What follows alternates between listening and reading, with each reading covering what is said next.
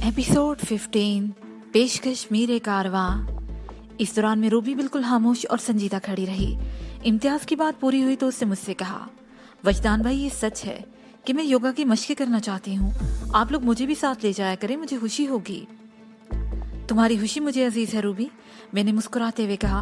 अगरचे मैं तुमसे उम्र में 5-6 साल छोटा हूँ, लेकिन तुम्हारे मुंह से अपने लिए भाई का लफ्ज बहुत ही अच्छा लगता है।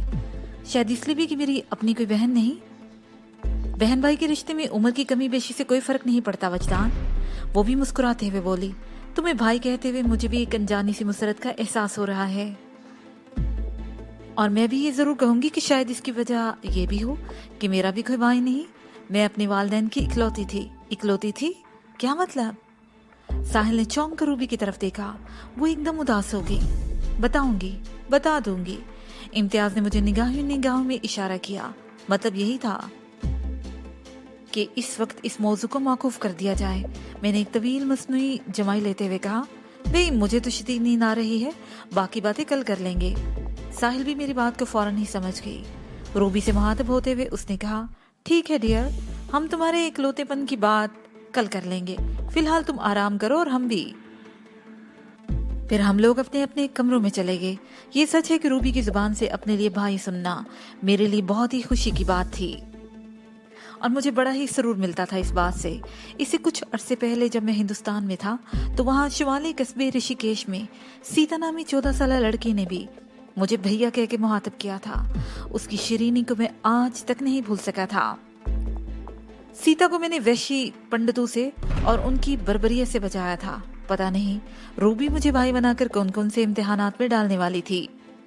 हम कमरे में आके सोने के लिए लेटने लगे तो साहिल ने कहा, वजदान तुम्हें तो बैठे बैठाए एक बनी बनाई, बहुत ही खूबसूरत बहन भी मिल गई। मैंने उसकी बात के आ रही से पर तवज्जो देते हुए कहा, हाँ तुम ठीक कहती हो, रूबी वाकई एक खूबसूरत बहन है। बेचारी बड़ी दुखी मालूम होती है, वो हमदर्दी से बोली। मैंने कहा, तुमसे तो वो काफी क्लोज हो चुकी है, उसको खरीदने की कोशिश करना। हाँ मैं उसका मसला जानने की पूरी कोशिश करूंगी, साहिल ने संजीदगी से कहा। और फिर मुझसे पूछा, पार्क में जाने के लिए कितने बजे निकलना है? सुबह शादी का वक्त ठीक रहेगा। मैंने कहा, तुम आज सुबह हिल पार्क जा चुकी हो, यहाँ से कितने मिनट पर है? मुश्किल से 15 मिनट, उसने बताया। ठीक है, हम फिर पैदल ही जाएंगे। मैंने कहा, लेकिन वक्त के बारे में रूबी को बताना होगा। वो बोली, मैं अभी जाकर बताती हूँ। उसके जाने के बाद मैंने तकिया उठाया और सोने के लिए कमरे के एक कोने में कालीन पर लेट गया। साहिल वापस आई तो मुझ पर निगाह पड़ते ही वो मुस्कुरा उठी। फिर दरवाजे को अंदर से बंद करके उसने इंतहाई शोही से कहा, नीलगर, नीलगरी से इस कदर खौफसदा है? ये नीलगर क्या होता है? मैंने वहीं लेटे लेटे पूछा। उसने बदस्तूर शोही से बताया, नीलगरी का मुज़क्कर। तुम बाज़-औक़ात ऊट-पटांग बातें करने लगती हो, सिर्फ बातें या हरकतें भी? मैं इस वक्त आंखें बंद किए लेटा था कि साहिल की आवाज मुझे अपने करीब से महसूस हुई तो मैंने आंखें खोलते हुए पूछा, क्या मतलब? वो इस वक्त मुझसे सिर्फ 2 कदम की दूरी पर थी। मैंने उसके हाथ में भी एक तकिया दबा हुआ देखा। सूरत हाल मेरी समझ में आ गई। मैंने सवालिया नजर से उसकी तरफ देखा तो उसने मेरे अंदाजे की तस्दीक कर दी। मैं भी कलीन पर ही सोऊंगी। ये क्या हमाकत है साहिल? अगर कलीन पर सोकर रात गुजारना हमाकत है तो इस हमाकत का आगाज तुम्हारी तरफ से हुआ है। वो मानीज़ अंदाज में मुस्कुराते हुए बोली, मैं तो तुम्हारी पैरवी कर रही हूँ, ये सोचते हुए कि जो काम तुम कर रहे हो इसमें यकीनन कोई ना कोई मसलहत होगी, यानी वो काम अगर तुम्हारे लिए मुफीद है तो मेरे लिए भी सूदमंद होगा। मैंने उसकी तरफ देखकर एक ठंडी आह भरी और समझाने वाले अंदाज में कहा, साहिल तुम अच्छी तरह जानती हो कि नीचे सोने में मेरी कौन सी मसलहत या मजबूरी पोशीदा है। तुम जाकर वहां बेड पर लेटो, आरामदेह बिस्तर छोड़कर यहाँ क्यों बेआराम होना चाहती हो? मुझे तुम्हारे कुर्ब में ही आराम मिलता है। वो मेरी आंखों में झांकते हुए गहरी संजीदगी से बोली, या तो तुम भी बिस्तर पर लेटोगे या फिर मैं भी तुम्हारे नजदीक कालीन पर रात बसर करूंगी। मैंने कहा, तुम हाँ की जिद कर रही हो, हालांकि तुम अच्छी तरह जानती हो। वो कतई कलामी करते हुए जल्दी से बोली, वजदान, नीलगिरी का दावा गलत साबित हो चुका है, इसके बावजूद भी तुम बहुत मुख्तात हो, क्यों? मेरी एहतियात नीलगिरी के अलावा और भी बहुत सारी वजूहात की बिना पर है, मैंने जान छुड़ाने वाले अंदाज में कहा। वो भला कहाँ जान छोड़ने वाली थी। शरारत से मुस्कुराते हुए बोली, तुम नीलगिरी की परवाह न करो, अगर उसने हमारी हलवत में दाखिल होने की कोशिश की तो बुरी तरह पछताएगी। उसकी इस हरकत के साथ ही थोम्बा देव भी यहाँ पहुंच जाएगा, क्योंकि थोम्बा ने भी नीलगिरी से मिलते जुलते दावे कर रखे हैं।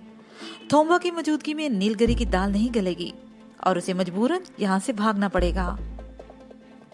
मैं साहिल की चालाकी को बाहू भी समझ रहा था। मैंने कदरे सख्त लहजे में कहा, मैं इस वक्त निहायत ही संजीदा हूँ साहिल, नीलगिरी एक हकीकत है, तुम भी उसकी ताकत देख चुकी हो और थोम्बा जैसी बचकाना किरदार मुतारिफ करवा के तुम कौन सा खेल खेलना चाहती हो।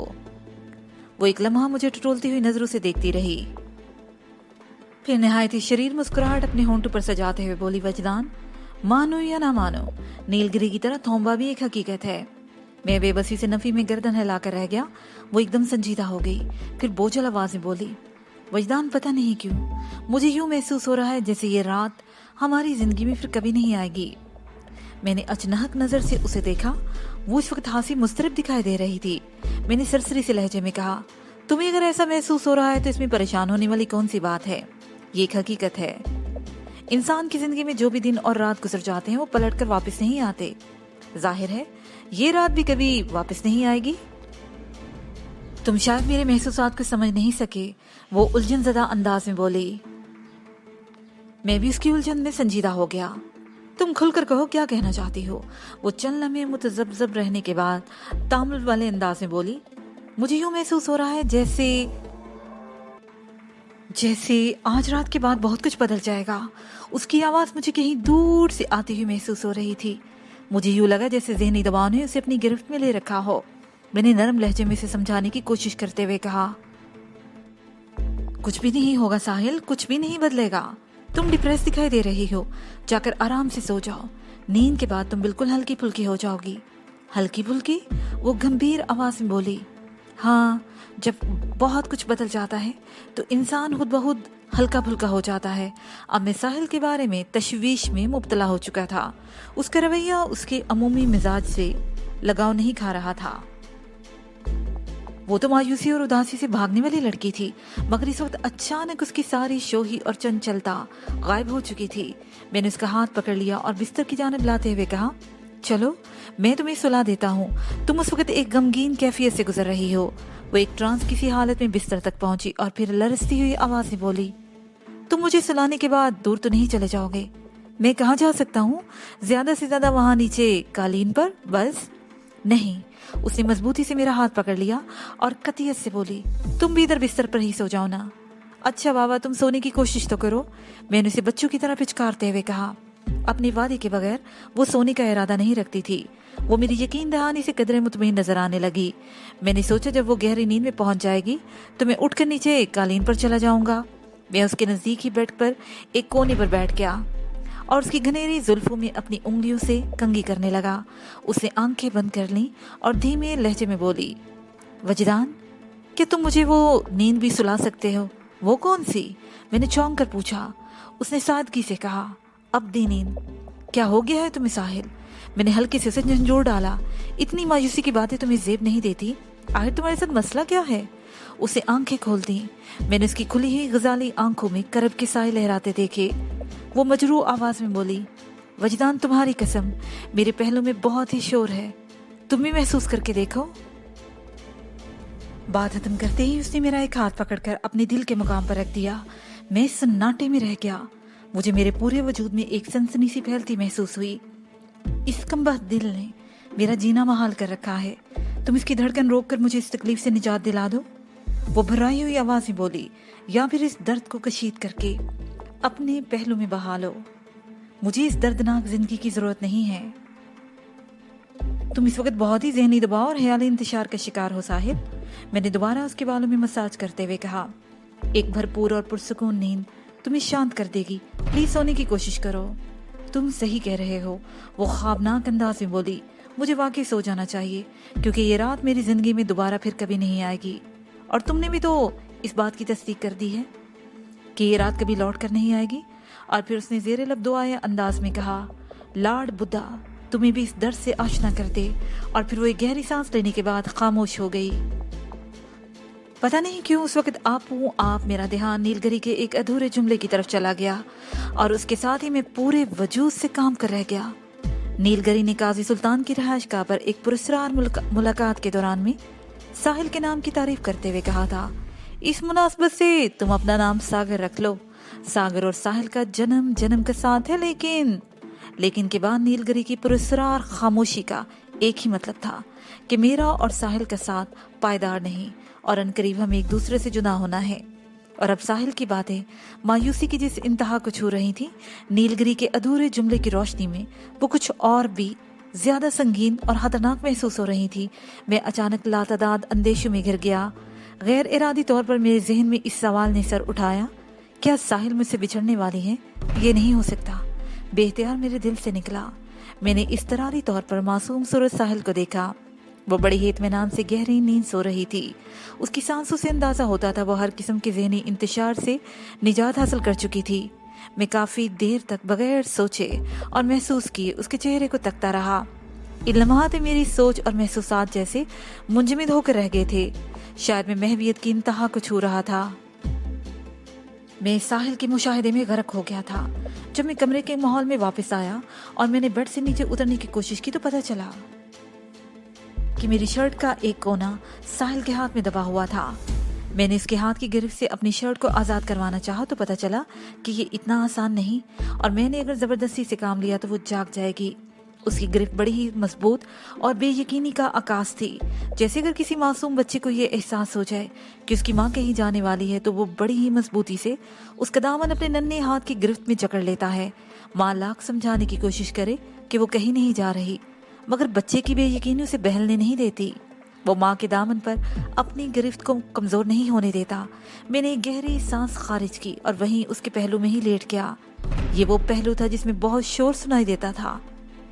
एक दर्द लादवा ने इस मुकाम को अपना आशियाना बना लिया था। साहिल ने मुझसे इल्तिजा की थी कि इस कसक को कशीद करके मैं अपने यहाँ पना दे दूं। लाड बुद्धा से दुआ गो थी वो कि वो मुझे भी इस दर्द से आशना कर दे। कुछ होने वाला था, मगर ये मालूम नहीं था कि क्या होने वाला है। जब ये अंदाजा ना हो क्या हो जाएगा तो फिर ऐसा जहन उलझ कर रह जाता है कि इंसान कुछ भी नहीं सोच पाता। मेरे ख्यालात में प्रागंदगी उतर आई थी। मैंने दुस्दीदा निगाह से साहिल की जानिब देखा। वो आसूदगी की नींद सो रही थी। यूं महसूस हो रहा था जैसे वो अपना सारा इंतशार मुझ में मुंतकिल करके बरियुल जिम्मा हो गई। वो मेरी जिंदगी की पहली बेकल रात थी। मैंने वो सारी रात सोने की कोशिश करते हुए जागते हुए गुजार दी। मैं इस वक्त हिल पार्क के सबसे ऊंचे मुकाम पर खड़ा था। यहाँ एक अच्छा सा गोल चबूतरा बना हुआ था जिसके इर्द गिर्द मजबूत पाइप की रेलिंग लगाई गई थी ताकि किसी किस्म के हादसे में जानी नुकसान का सामना न हो। इस चबूतरे से वाकई पूरा कराची शहर दिखाई देता था। फिजा शानदार और मंजर जानदार था। इस वक्त सपीदा शहर नमूदार हो चुका था। हम जब फ्लैट से रवाना हुए तो हल्का हल्का अंधेरा मौजूद था। खुशगुलो परिंदों के चहचहाने की आवाजों ने मौतर फिजा में डगमगी सी घोल दी थी। सुबह के शौकीन मर्दो जन कसीर तादाद में नजर आ रहे थे। मैंने घूम फिर कर उस बुलंद तरीन चबूतरे को मुंतहिब किया, मगर इसमें एक खराबी बहरहाल मौजूद थी कि वो जगह ची की वर्जिश के लिए मौजू नहीं कही जा सकती थी। चबूतरे का फर्श पुख्ता था, जबकि मज़कूरा मश्क के लिए फर्श का आरामदेह और साफ और पाक होना जरूरी था। मैंने ची की मशक के लिए नज़दीक ही वाक़या एक और तख्ते को मुंतहिब कर लिया और उस तरफ मुख्तलिफ वर्जिशें करने के लिए आनी पाइप के छोटे छोटे झूले भी बने हुए थे। रूबी हासी पुरजोश दिखाई देती थी, जबकि मैंने साहिल को इंतहाई संजीदा पाया। मैंने साहिल से कहा, पहले तुम सिर्फ 5 मिनट तक ची की वर्जिश करोगी, उसके बाद मार्शल आर्ट की ट्रेनिंग का आगाज होगा। उसके बाद मैं रूबी की जाने मतवज्जा हो गया। साहिल को मसरूफ करने के बाद मैं तुम्हें योगा की मशक के बारे में बताऊंगा। रूबी थोड़े फासले पर एक जानिब खामोश होकर खड़ी होगी। साहिल ने सिर्फ इस बात में सर हिलाने पर ही इक्तफा किया। वो एकदम संजीदा दिखाई देती थी। तुमने हॉर्स पोजीशन में खड़े होने की तो अच्छी खासी प्रैक्टिस कर ली थी, मैंने साहिल की तरफ देखते हुए कहा। अब आसमान की समत रुख करके सीधी खड़ी हो जाओ, आंखें बंद करके 8-10 गहरी गहरी और हमवार सांसें लो। उसे मेरी हिदायत पर अमल किया। मैंने कहा, अब तुम मशक के लिए बिल्कुल ही तैयार हो चुकी हो। हॉर्स पोजीशन में तुम अपनी आंखें बंद कर लोगी और जुबान को तालू के साथ चिपका लो। मेरा मतलब है कि जुबान की नोक यानी टिप को और अपनी पूरी तवज्जो और ध्यान नाफ के मुकाम पर मरकूज करना है। उसके रास्ते एक झटके से सांस को अंदर खींचना है, फौरन ही मुंह के रास्ते झटके से सांस को बाहर खारिज करना है। वाज़े रहे इस अमल के दौरान में जुबान की टिप मुसलसल मुस्तकिल तालू से चिपकी रहे और होंठ नीमवा रहें। सांस की आमदोशत के दौरान में पेट फूलता और पिचकता रहेगा, यानी सांस अंदर खींचने पर पेट फूलेगा और खारिज करने पर पिचक जाएगा। इस अमल में जहन सिर्फ एक काम करेगा और वो ये कि तुम्हारी तवज्जो मुस्तकिल मकाम नाफ पर रहेगी। और फिलहाल इतना ही काफी है। एक लम्हे का तवक्कुफ देकर मैंने पूछा, अगर कोई स्टेप तुम्हारी समझ में नहीं आया तो तुम पूछ सकती हो। मैं हर बात अच्छी तरह समझ गई हूँ, वो पूरे इत्मीनान लहजे में बोली। वेरी गुड, मैंने सराहने वाले अंदाज में कहा। Are you ready? यस। उसने इस बात में गर्दन हिला दी। मैंने उसे मश्क करने का इशारा किया। जैसे ही वो हॉर्स पोजीशन में खड़ी हुई और उसे आंखें बंद कर ली, मैं दबे कदमों उसके सामने 1 फुट के फासले पर जमीन पर बैठ गया। इस मश्क के दौरान में बाज़ औक़ात मुब्तदी मुंह के बल जमीन पर आन गिरता है। सांस और तवज्जो के दरमियान जब तक एक रिदम या रब्त नहीं बन जाता, दिमाग बगावत पर कमर बस्ता रहता है, जिसके नतीजे में एक चक्कर सा आता है और मुब्तदी धड़ाम से मुंह के बल जमीन पर गिरता है। मैं साहिल को संभाला देने के लिए उसके करीब बैठ गया था और वो वहां मेरी मौजूदगी से वाकिफ नहीं थी। पूरे 5 मिनट तक साहिल ने बड़े ही सुकून और इत्मीनान से मशक की और उसे एक मरतबा भी चक्कर नहीं आया। ये उसके लिए बहुत बड़ी कामयाबी थी। मैंने उसकी मशक खत्म करवा के उसे आराम करने को कहा। वो आंखें बंद करके एक जानब आलती पालती मार कर बैठ गई। मैं रूबी की जाने मतवज्जा हो गया। एक बात हमेशा हमेशा के लिए ज़हन नशीन कर लो रूबी, मैंने उसकी आंखों में देखते हुए कहा। वो हमतन गोश हो गई। मैंने बोलना शुरू किया। योगा में तवज्जो, लगन और इन्वॉल्वमेंट की बड़ी अहमियत है। बेहतर नताइज हासिल करने के लिए इन चीज़ों का ख्याल रखना बहुत ही ज़रूरी है। बुनियादी तौर पर योगा को 3 हिस्सों में तकसीम किया जाता है। हठ योग। हठ योग में की जाने वाली मशकों का ताल्लुक इंसान के जिस्म से होता है। इसे बॉडी योगा या फिजिकल योगा भी कहते हैं। दूसरे नंबर पर राज योग आता है, जिसमें ज़हनी और दिमागी मशकें की जाती हैं। इसे ब्रेन योगा कहा जाता है। तीसरे और आखिरी नंबर पर मंत्र योग है। ये खालिस्तन रूहानी मशकों और मुख्तलिफ जाप पर मुश्तमिल है। इसे स्पिरिचुअल योगा कहा जाता है। मैं फिलहाल जिस्मानी मशकें करना चाहती हूँ, रूबी ने मेरी बात खत्म होते हुए कहा, जैसे कि टीवी वगैरह पर दिखाया जाता है। मैंने कहा तुम्हें इब्तिदा में यही करना भी चाहिए। हठ योग, इसकी मशकों के असरात सबसे ज्यादा जिस्म पर होते हैं और ये दूसरे योग से निस्बतन आसान भी है। एक बात याद रखना, योगा में सांस लेना एक अलग और अहम सिस्टम है। इसके बारे में तुम्हें मैं बाद में बताऊंगा। फिलहाल इतना जान लो कि योग चाहे कोई भी हो, उसकी मशक सांस के जरिए भी की जा सकती है और बगैर सांस के भी। सांस के साथ मशक खासी लतीफ और फरहत बख्श हो जाती है। जाहिर है इस अमल में इसकी अफादियत भी बढ़ जाती है। वो पूरी तवज्जो से मेरी बात सुन रही थी। मैंने इसे योगा की इब्तदाई मालूमात से रोशनास करवाते हुए कहा, जरूरी नहीं कि दुनिया के तमाम योगा एक्सपर्ट मुझसे मुत्तफिक हो, लेकिन अब मैं तुम्हें जो नुक्ता बताने जा रहा हूँ वो मेरे तजर्बे का निचोड़ है और मेरे असातिज़ा की तालीम भी। शाओलिन टेम्पल में आजहानी मास्टर हिंग पाई और बैंकॉक में आजहानी मास्टर वांग विंग जाय ने मुझे ये गुर सिखाया था। ये नुक्ता तुम भी ज़हन नशीन कर लो। योगा में चाहे कोई भी मशक की जाए, ये याद रखना जरूरी है कि जब जिस्म का कोई हिस्सा जमीन की मुखालिफ समत में जमीन की तरफ हरकत करेगा तो सांस को अंदर खींचना है, यानी इनहेल करना है। जब जिस्म का कोई हिस्सा जमीन की जानिब हरकत करेगा तो सांस को बाहर खारिज करना, यानी एक्सेल करना है। इसके अलावा योगा में आसन यानी पोस्चर की भी बड़ी अहमियत है। आसन या पोस्चर जिस्मानी नशिस्त को कहते हैं। एक लम्हे को रुककर मैंने साहिल की तरफ इशारा किया और रूबी को बताया। साहिल के बैठने का जो अंदाज है इसे पद्म आसन या कमल आसन यानी लोटस पोस्चर कहा जाता है। आम जुबान में इसे आलती पालती मारना भी कहते हैं। फिर मैंने रूबी को योगा की एक आसान सी इब्तदाई मशक करने का तरीका बताया। ये मशक बिल्कुल सीधे खड़े होकर बआसानी की जा सकती थी और हासी मुफीद भी थी। उसके बाद मैं साहिल को मार्शल आर्ट्स की तरबियत के लिए इब्तदाई एक्सरसाइज के मुतालिक बताने लगा। ये हल्की फुल्की जिस्मानी वर्जिशें जिस्म को गर्म करके उसमें लचक पैदा करती थी और उसके बाद बाजू और टांगे अपनी मर्जी के मुताबिक उनको हरकत देना आसान हो जाता था। कुछ देर बाद हम वापस फ्लैट पर आ गए। इस दौरान में इम्तियाज बेदार हो चुका था। नाश्ते के दौरान में भी मैंने साहिल को गुमसुम ही पाया। वो बात तो नॉर्मल अंदाज में कर रही थी मगर कुछ खोई खोई सी नजर आती थी। रूबी और इम्तियाज ने तो इसकी कैफियत को पता नहीं महसूस किया था या नहीं, अलबत्ता मुझे ये तब्दीली बहुत ही महसूस हो रही थी। नाश्ते के बाद हम नहा धोकर तैयार हो गए। आज मुझे इम्तियाज के साथ उसके बाद शोएब गौरी से मिलने जाना था। ये मुलाकात डिफेंस सोसाइटी वाले बंगले यानी साउथ में हो रही थी। हमें हर सूरत 10 बजे वहाँ पहुँचना था। मैंने साहिल से पूछा, चल रही हो? कहाँ? उल्टा उसने मुझसे सवाल कर डाला। Defence society. मैंने उसके सवाल का जवाब दिया। वहाँ क्या है? उसने फिर सवाल किया। साहिल की बात करने का अंदाज नॉर्मल था, ताहम उसके लहजे में उसकी महसूस शोही मफकूद थी। इम्तियाज के साथ होने वाली गुफ्तगू से वो बाखूबी आगाह थी, लेकिन इस वक्त वो मुझसे पूछ रही थी कि कहाँ जाना है। इस बात ने मुझे उसके बारे में संजीदगी से सोचने पर मजबूर कर दिया। मैंने कहा कि योगा और मार्शल आर्ट्स की मशकें तो इंसानी कुव्वत और सलाहियत को बढ़ाने का काम करती हैं, लेकिन मैं महसूस कर रहा हूँ कि आज की मेहनत तुम पर उल्टा असर दिखा रही है। अब उसने हैरत से मुझे देखा और उलझे हुए लहजे में पूछा, मुझ पर ऐसा कौन सा उल्टा असर हो गया है वजदान? मैंने कहा, मैं महसूस कर रहा हूँ तुम्हारी याददाश्त खासी मुतासिर हुई है। मेरी याददाश्त तो बिल्कुल ठीक है, वो सादगी से बोली। मैंने कहा, साहिल तुम ये बात अच्छी तरह जानती हो, आज मैं इम्तियाज के बास और CFK के करता धरता शोएब गौरी से मिलने जा रहा हूँ और तुम पूछ रही हो कि जाना कहाँ है। ओह, उसे अपने चेहरे के उजलात को इस तरह हरकत दी जैसे उसे कुछ याद आ गया और फिर बोली, सॉरी वजदान, मैं वाकई भूल गई थी। ये सॉरी क्या होता है? मैंने उसे तेज नजर से घूरा।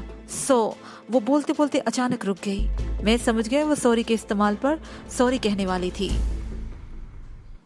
हमारे दरमियान ये तय था कि सॉरी, थैंक यू, प्लीज और एक्सक्यूज मी जैसे अल्फाज से हद्दुल इम्कान इज्तना बरतेंगे। इस वक्त हम दोनों एक कमरे में थे। इन लफ्जों के इस्तेमाल से हाँ उलझन होती थी। मैंने कहा, साहिल मैं तुम्हारी इन हरकतों से तशवीश में मुब्तला हो गया हूँ। तुम मुझे कुछ बदली बदली सी दिखाई दे रही हो। ऐसी कोई बात नहीं है वजदान, वो जल्दी से बोली।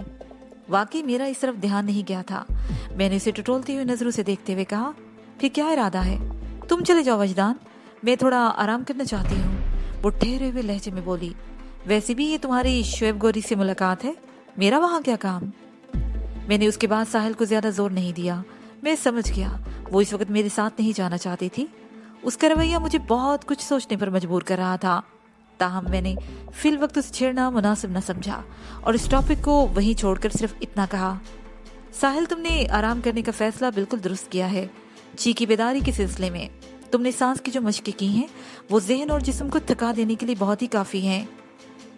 इतनी कामयाबी जाहिर कर रही है कि तुम बहुत जल्द अपनी चीकी कुव्वत को बेदार कर लोगी, वरना महसूस अंदाज में वो सांस की मश्क नए अफराद के लिए बहुत ही मुश्किल होती है और नए अफराद उसे 1 आध मिनट से ज्यादा नहीं कर पाते। तुमने तो वाकई कमाल कर दिया साहिल। मेरी इस तारीफ से वो खुश तो हुई, ताहम उसमें वो शोही और जोश शामिल नहीं था जो उसकी फितरत का हिस्सा था। ये एक हकीकत है कि हार्स पोजीशन में खड़े होकर सांस की वो मशक लगातार 5 मिनट तक करना हासा ही मुश्किल काम था। इस मशक के बाद जहन का थक जाना भी एक कुदरती और लाजमी अमर था। मैंने सोचा साहिल ने शौक में हिम्मत करके वो मशक तो कर ली है और ठीक ठाक कर ली। अब वाकई उसे थकन का एहसास हो रहा होगा। कुछ देर आराम कर लेगी तो उसकी सारी थकन दूर हो जाएगी। मैं उसे फ्लैट पर रूबी के पास छोड़कर शोएब गौरी से मुलाकात के लिए रवाना हो गया। मेरी सोच को दिल ने कबूल नहीं किया था। दिमाग में वसवसे सर उठा रहे थे। गुज़श्ता रात साहिल ने बड़ी ही उलझी हुई बातें और खिलाफ मामूल बातें की थी। उस मुबहम और खतरनाक गुफ्तगू की रोशनी में साहिल का मौजूदा रवैया बहुत दूर तक सोचने पर मुझे मजबूर कर रहा था। क्या साहिल ने जो कुछ कहा था वो सच साबित होने वाला था? क्या वाकई बहुत कुछ तब्दील होने वाला था या तब्दील हो चुका था? अगर इन सवालात के जवाब खामी फर्ज कर लिए जाते तो फिर नीलगिरी का वो अधूरा जुमला अपनी तमाम तरसफाकी के साथ निगाह के सामने आन खड़ा होता था। अचानक मुझे अपने सीने में छन्नाके की एक मुद्दर सी आवाज सुनाई थी। मुझे महसूस हुआ दिल में कैफ आवर दर्द की जैसे एक लहर सी उठी हो और देखते ही देखते उसने मेरे पूरे वजूद को अपनी लपेट में ले लिया हो। मैंने खुद को एक इंतहाई नादीदा हिसार में बंद पाया।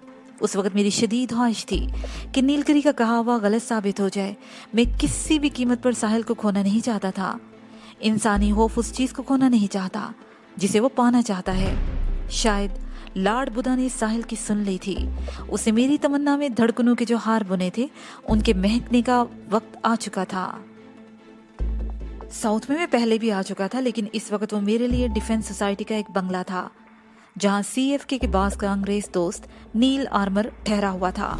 आदमी अब्बास शोएब गौरी से मुलाकात के लिए वहां आया था। ठीक 10 बजे मुझे इस कमरे में पहुंचा दिया गया जहां CFK के चीफ पहले से ही मौजूद था।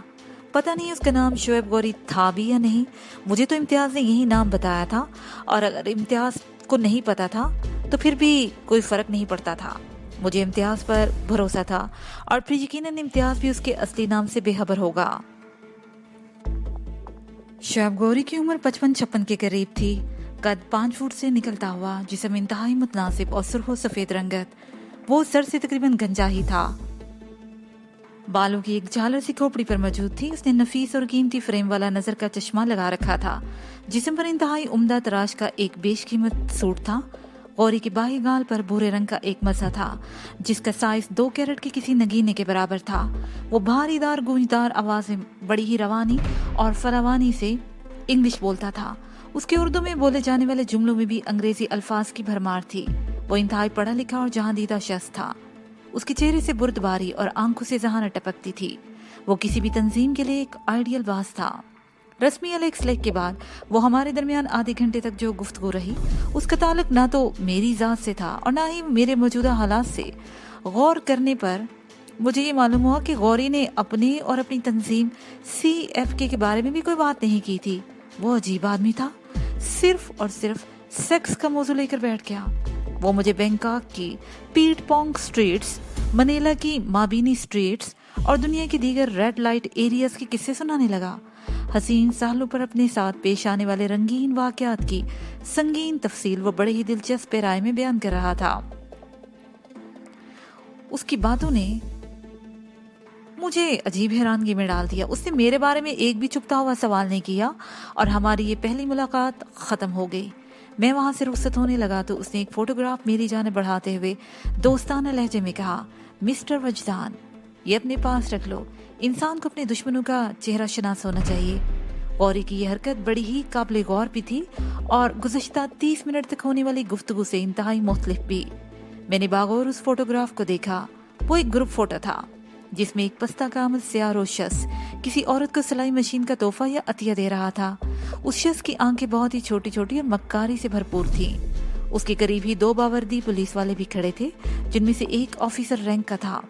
मैंने फोटोग्राफ से निगाह उठाकर शोएब गौरी को सवालिया नजर से देखा और अपनी महसूस भारी भरकम आवाज में वो बोला, मिस्टर वजदान, गहरे सांवले रंग का ये शख्स मियां जाहिद हुसैन है, जिसे आमतौर पर मियां जी कहा जाता है। इस तकरीब में वो बेकस और नादार बेवा औरतों को सिलाई मशीनें तकसीम कर रहा है। इस किस्म के सोशल ड्रामे वो अक्सर करता रहता है। और उसने एक लम्हे का तवक्कुफ किया और बात जारी रखते हुए बोला, और जो तस्वीर में पुलिस अफसर नजर आ रहा है ना, ये मियां का एक दोस्त SP है जो अक्सर तकरीबात में बावर्दीस के साथ होता है। मियां जाहिद को तस्वीरें खिंचवाने और अवाम में मकबूल होने का बहुत ही शौक है। शायद मुस्तकबिल बैद में वो खुद को चीफ मिनिस्टर या गवर्नर के रूप में देख रहा है। इस मकसद के हसूल के लिए वो सियासत में भी बड़ी ही सरगर्मी दिखा रहा है। मैंने ज़ेरे लब मुस्कुराते हुए असबात में सर हिलाया और वो फोटोग्राफ शोएब गौरी की जानिब बढ़ा दिया। अपने पास रख लो, वो ठहरे हुए लहजे में बोला। मैंने कहा, मैंने मियाँ जी को अपने जहन में रख लिया है। Good, very good. तुम मेरे अंदाजे की तस्दीक कर रहे हो मिस्टर वजदान। तुम्हारा ये अंदाजा मेरे बारे में है या मियाँ जाहिद हुसैन के बारे में? वो बोला, तुम्हारे बारे में मिस्टर वजदान अली। लेकिन तुमने तो मेरे बारे में एक बात भी नहीं की।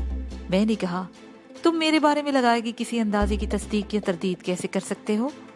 वो चंद लम्हे खामोशी से मुझे तकता रहा, फिर गंभीर लहजे में बोला, जब वक्त आएगा तो तुम्हारे और तुम्हारे मामलात के बारे में गुफ्तगू रहेगी, जिसके नतीजे में मुझे यकीन है कि हम दोनों बहुत ही गहरे दोस्त बन जाएंगे। मैं कंधे उचका कर रह गया। शोएब गौरी की बात इस वक्त मेरे पल्ले नहीं पड़ी थी, ताहम बादशाह इस बात का अंदाजा हो गया था मुझे और कि इसका ये कहना दुरुस्त साबित हुआ। हमारे दरमियान वाकई बहुत गहरी दोस्ती कायम हो चुकी थी। मैं इम्तियाज के पास शोएब गौरी से मुलाकात के बाद जब बाहर निकला तो इम्तियाज ने मुझे घेर लिया। वो ये जानने के लिए बेचैन हो रहा था कि हमारे बीच क्या बातें हुई। जब मैंने उसे सूरत हाल से आगाह किया तो वो नफी में सर हिलाते बोला, क्या वाकई? हाँ यार, मैंने कहा, मैं तो खुद भी हैरान हूँ। बात तो हैरानगी की है। वो किसी गहरी सोच में नजर आने लगा। बास तो हमेशा टू दी पॉइंट और निहायत ही मुख्तसर बात करने का आदी है। फिर वो एक इंतहाई गैर मुतल्लिक मौजू क्यों लेकर बैठ गया? یہ بات باقی بہت ہی حیرانی کی ہے۔ امتیاز کے انداز سے لگتا تھا کہ وہ خاصا مایوس ہوا ہے۔ میں نے کہا یار تمہارا باز تو مجھے بھی بہت ہی عجیب لگا ہے۔ پورے وقت آدھے گھنٹے تک وہ مجھے یہ بتاتا رہا کہ دنیا کے کس ملک میں ریڈ لائٹ ایریاز کہاں کہاں واقع ہے۔ مجھے تو یوں محسوس ہو رہا ہے جیسے تمہارے باز نے دنیا بھر کی کال گرلز پر پی ایچ ڈی کر رکھی ہے، اور ان معلومات اور کی روشنی میں یہ کہتا ہوں کہ اس کے بیان کردہ تجربات حیرت آفرین ہیں۔ جگر تم کوئی گڑبڑ تو نہیں کر رہے ہو؟ وہ شک زدہ لہجے میں مجھے دیکھتے ہوئے بولا۔ میں نے کہا گڑبڑ؟ اور وہ بھی تم سے سوال ہی پیدا نہیں ہوتا؟ لیکن اپنا باس تو ایسا نہیں یار۔ اس کے لہجے میں بے یقینی تھی۔ تم اس سلسلے میں اس سے پوچھ سکتے ہو، یہ ناممکن ہے۔ وہ جلدی سے بولا۔